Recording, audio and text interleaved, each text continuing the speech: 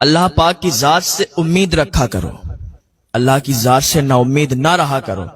جو آپ کے حق میں ہوگا اللہ تعالیٰ آپ کو بہتر عطا فرمائے گا۔ اللہ تعالیٰ اپنے بندے کو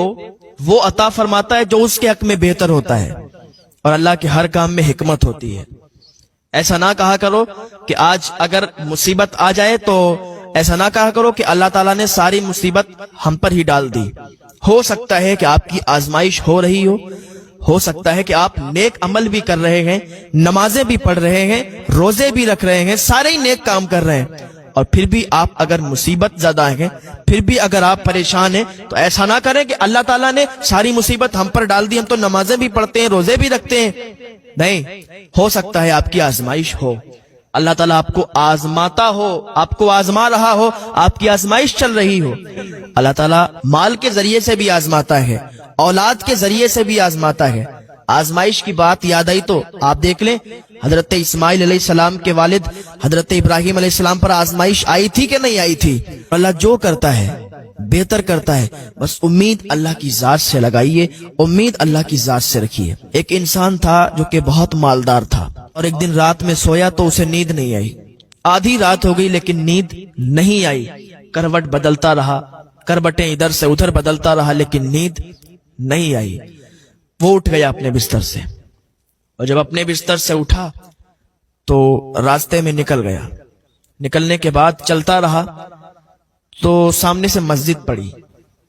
جب اس نے مسجد دیکھی، کہ جب مسجد پڑ گئی ہے سامنے تو چلو نماز نفل ادا کر لیتا ہوں۔ مسجد کے اندر داخل ہوا نماز نفل پڑھنے کے لیے۔ نماز نفل پڑھنے کے لیے نیت باندھی، 2 رکعت نماز نفل پڑھی، سلام پھیرا تو کیا دیکھتا ہے کہ ایک آدمی مسجد کے اندر بیٹھا ہے جو اللہ کی بارگاہ میں فریاد کر رہا ہے، مولا میں بہت غریب ہوں مولا، لیکن میری امید صرف تجھ سے ہے، میری لو صرف تجھ سے لگی ہوئی ہے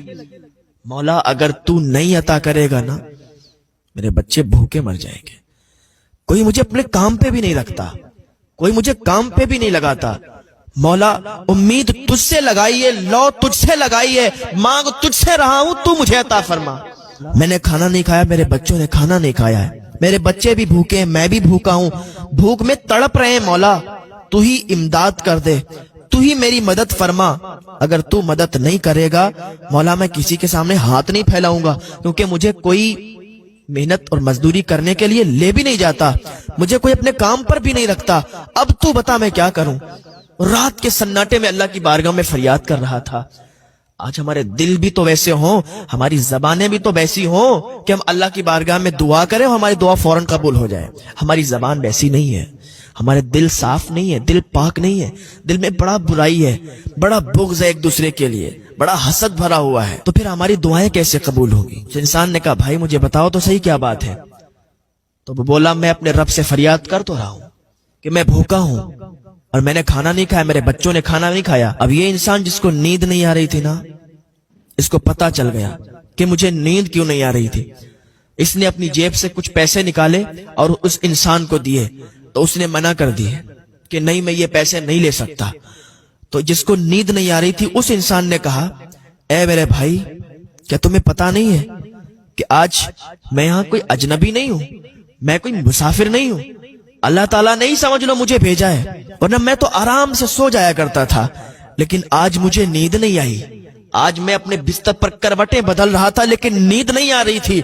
پتا نہیں ایسا کیا تھا کہ آنکھ 1 منٹ کے لیے بھی بند نہیں ہوئی، اور اسی وجہ سے آج ہم یہاں آئے ہیں تو آپ کو دیکھا گیا، یہ سمجھ لو کہ مجھے اللہ پاک نے بھیجا کہ تمہاری مدد کے لیے۔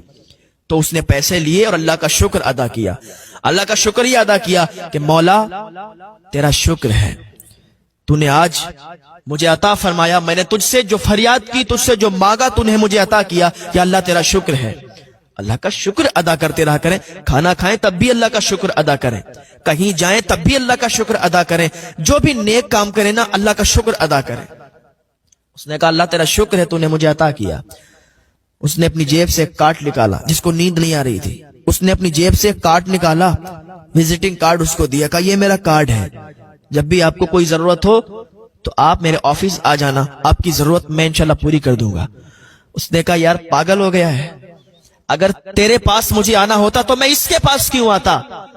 میں اگر مجھے کچھ ضرورت ہوتی ہے نا تو میں اپنے رب سے فریاد کرتا ہوں، اپنے رب کی بارگاہ میں آتا ہوں، اپنے رب سے مانگتا ہوں، مجھے میرا رب عطا فرماتا ہے۔ میرا مولا مجھ سے روٹھ جائے گا